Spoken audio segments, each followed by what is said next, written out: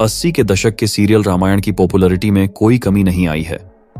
आज के समय में जब तकनीक इतनी विकसित हो चुकी है, तब भी रामानंद सागर के रामायण का मुकाबला कोई नहीं कर सका है। उस जमाने में ना तो इतने अत्याधुनिक कैमरे होते थे और ना ही VFX। इसके बावजूद सीरियल से जुड़े सभी लोगों की मेहनत का ही नतीजा रहा कि उन्होंने हर सीन को जीवंत बना दिया। लेकिन दोस्तों, क्या आप जानते हैं उस जमाने में रामायण सीरियल को किस तरीके से पर्दे पर शूट किया गया था? किस तरीके से इसके हर एक सीन को फिल्माया गया था, जिसकी वजह से टीवी के ऊपर इसका हर एक सीन असली सीन लगता था। आज के इस वीडियो में हम आपको रामायण सीरियल की शूटिंग किस तरीके से हुई थी वह दिखाने वाले हैं, तो इस वीडियो को पूरा एंड तक जरूर देखिएगा। दोस्तों, जब रामायण शुरू हुआ था तो किसी को भी ये उम्मीद नहीं थी कि रामायण इतना लोकप्रिय साबित होगा, और जब दूरदर्शन पर इसका पूर्ण प्रसारण हुआ तो फिर इसने नए रिकॉर्ड कायम किए। जब भी हम रामायण देखते हैं तो इसमें महल, वन, नदी, दरबार, इन सब को देखकर ऐसा लगता है कि असल में भी सब कुछ ऐसा ही रहा होगा।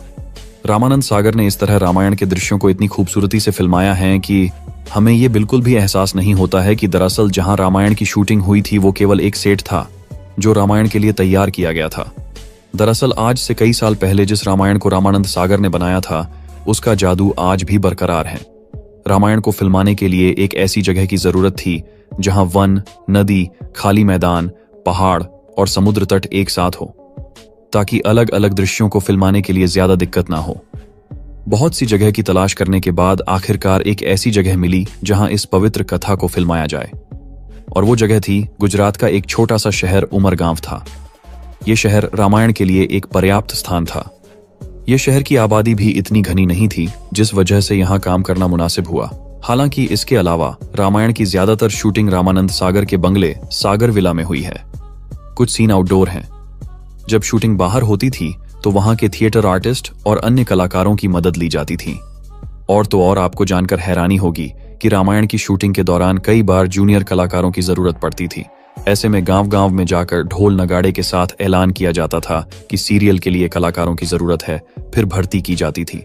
वही सीता यानी दीपिका चिखलिया से रामानंद सागर ने कहा था, सीता ऐसी लगनी चाहिए कि स्क्रीन पर आए तो इंट्रोड्यूस ना करना पड़े, दर्शकों को यह बताना ना पड़े कि 2-3 लड़कियां चल रही हैं तो उनमें सीता कौन है। इस तरह 4-5 स्क्रीन टेस्ट और कई राउंड के बाद दीपिका चुनी गईं। इससे पहले माता सीता के लिए जूही चावला को अप्रोच किया गया था, लेकिन उन्होंने इस रोल को करने से मना कर दिया था। रामायण के प्रसारण के दौरान सड़कें सुनी हो जाती थीं। घर के सभी लोग एक साथ टीवी के सामने बैठकर रामायण देखने लगते थे। बहुत घरों में तो लोग इस दौरान अपने टीवी पर माला भी चढ़ाते थे। श्री राम का किरदार निभाने वाले अरुण गोविल और माता सीता का अभिनय करने वाली दीपिका के अनुसार लोग उन्हें भगवान राम और सीता माता के रूप में ही देखते थे, और जब भी वो किसी सार्वजनिक कार्यक्रम में जाते थे तो लोग उनके पैर भी छूने लगते थे। इतना ही नहीं, देश के कई हिस्सों में शाम के 7 बजे के बाद ऐसा लगता था कि सरकार ने कर्फ्यू का ऐलान कर दिया हो।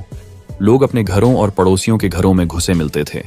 रामायण ने जितनी ज्यादा प्रसिद्धि हासिल की, उतनी प्रसिद्धि और किसी धार्मिक शो को शायद ही मिली होगी। लेकिन बहुत कम लोग इस बात को जानते हैं कि रामायण को सूचना और प्रसारण मंत्रालय से कई बार रिजेक्ट किया गया था। इसके चक्कर में रामानंद सागर ने कितनी बार सरकारी दफ्तरों के चक्कर लगाए थे, तब जाकर रामायण को प्रसारित करने की इजाजत मिली थी। रामायण के प्रसारण के दौरान सड़कें सुनी जाती थीं। घर के सभी लोग टीवी के सामने एक साथ रामायण देखते थे। कई घरों में तो लोग इस दौरान अपने टीवी पर माला चढ़ाते थे। श्री राम का विवरण दर्पण वाले अरुण गोविल और माता सीता का अभिनय करने वाली दीपिका के अनुसार लोग उन्हें भगवान राम और सीता माता के रूप में देखते थे, और जब भी कोई सार्वजनिक कार्यक्रम में जाते थे तो लोग उनके पैर पकड़ लेते थे। आप सभी को जानकर यह हैरानी होगी कि जब रामानंद सागर जी ने इस धारावाहिक को बनाने की बात रखी तो उनको सभी ने मना कर दिया कि ऐसा धारावाहिक ना बनाएं, क्योंकि इसमें बहुत घाटा होने वाला है। और तो और किसी ने भी उनको स्पॉन्सरशिप के लिए पैसा तक नहीं दिया। रामायण धारावाहिक जितना हिट रहा, इसे फिल्माने के लिए उतना ही ज्यादा मुश्किलें भी आईं। रामायण का प्रसारण 1987 से 1988 में हुआ था। 78 एपिसोड के इस सीरियल की शूटिंग मुंबई से सूरत में हो रही थी। सीरियल के सेट पर तब उस दौर में आज जैसी सुविधाएं नहीं थीं, खासकर वॉशरूम की व्यवस्था भी बहुत अच्छी नहीं थी। ऐसे में सीरियल के कई कलाकार दिन भर पानी भी नहीं पीते थे। सीरियल में लक्ष्मण का किरदार निभाने वाले सुनील लहरी कहते हैं, कई सीन की शूटिंग गांव में होती थी। ऐसे में हम में से बहुत से लोग पानी नहीं पीते थे, क्योंकि पानी पीते तो वॉशरूम जाना पड़ता। रामानंद सागर सीरियल को लेकर बहुत संजीदा थे। वह हर सीन में परफेक्शन चाहते थे। सीता का किरदार निभाने वाली दीपिका चिखलिया बताती हैं, पहला एपिसोड 1 घंटे का था और उसे बनाने में करीब 15 दिन का समय लगा। मैं महीने में 27 दिनों तक शूटिंग लोकेशन पर ही रहती थी। वहां मेकअप स्टूडियो होता था तो हम यहीं रहते थे और कोई भी मुंबई नहीं लौटता था। रामायण में स्पेशल इफेक्ट्स के लिए कुछ जगह मैकेनिकल तो कुछ जगह टेक्निकल तरीकों का इस्तेमाल हुआ था। दोस्तों, मैकेनिकल वो है जिसमें टेक्नोलॉजी का इस्तेमाल किए बिना इफेक्ट्स दिखाए जाए और टेक्निकल वो जिसमें क्रोमा की जैसे इफेक्ट्स का इस्तेमाल कर इफेक्ट्स दिखाए जाए। मैकेनिकल और टेक्निकल में क्या अंतर है ये आपको वीडियो में समझ आ जाएगा। दोस्तों, टेक्निकल इफेक्ट्स से शुरू करें तो इसमें क्रोमा की का इस्तेमाल होता है। क्रोमा की इफेक्ट में आजकल ग्रीन स्क्रीन का इस्तेमाल होता है, जो कि आजकल आम बात है। जैसे जैसे टेक्नोलॉजी आगे बढ़ी, सबके लिए क्रोमा की आसान हो गया। ग्रीन स्क्रीन इफेक्ट अब कोई भी इस्तेमाल कर लेता है। किंतु जिस समय रामायण और महाभारत की शूटिंग होती थी, उस समय टेक्नोलॉजी इतनी एडवांस नहीं थी और महंगी भी बहुत थी। उस समय बेटा कम मशीन का इस्तेमाल होता था, जो एक सिलेक्टेड कलर को वीडियो से हटा देता था। उस समय ग्रीन कलर का इस्तेमाल न करके ब्लू कलर का इस्तेमाल होता था, लेकिन उसमें बड़ा खर्चा और ऊपर से बड़ा टीम वर्क का होना होता था। धारावाहिक में चमत्कारों को दिखाने के लिए कंप्यूटर में वीडियो एडिटिंग का सहारा लिया गया। हालांकि उस समय ये सब तरीके ज्यादा कुछ एडवांस नहीं थे, इसलिए कलाकारों को भी काफी मेहनत करनी पड़ती थी।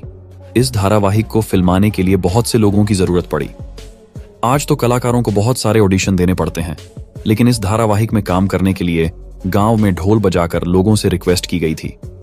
किसी ने भी सोचा नहीं था कि यह धारावाहिक भारत में इस कदर पॉपुलर हो जाएगा कि लोग आज तक याद रखेंगे। वैसे दोस्तों, आपको रामायण अब भी कितना पसंद है, हमें इसका सबूत एक लाइक से जरूर दीजिएगा, क्योंकि इससे हमें पता तो चले कि आज भी रामायण को लोग उतना ही पसंद करते हैं जितना पहले लोग करते थे। और प्लीज, अगर आप हमारे चैनल पर नए हैं तो चैनल को सब्सक्राइब करके बेल आइकन को प्रेस कर लीजिए।